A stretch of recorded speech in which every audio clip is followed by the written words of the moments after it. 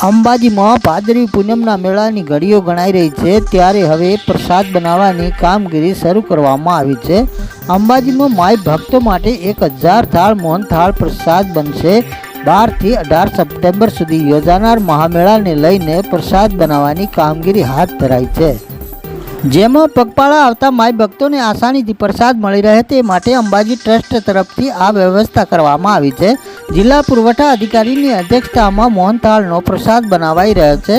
આ પ્રસાદનું ભાદરવી પૂનમના મેળા નિમિત્તે અલગ અલગ પ્રસાદ કેન્દ્રો પરથી પ્રસાદ વિતરણ કરવામાં આવશે। અંબાજીમાં માઈ ભક્તો માટે 1000 થાળ મોહનથાળનો પ્રસાદ બનશે। 12 થી 18 સપ્ટેમ્બર સુધી યોજાનાર મહામેળાને લઈને પ્રસાદ બનાવવાની કામગીરી હાથ ધરાઈ છે। પગપાળા આવતા માઈ ભક્તોને આસાનીથી પ્રસાદ મળી રહે તે માટે અંબાજી ટ્રસ્ટ દ્વારા આ વ્યવસ્થા ઊભી કરવામાં આવશે। બ્યુરો રિપોર્ટ KS ન્યૂઝ સાથે લક્ષ્મણ રાજકોટ, બનાસકાંઠા।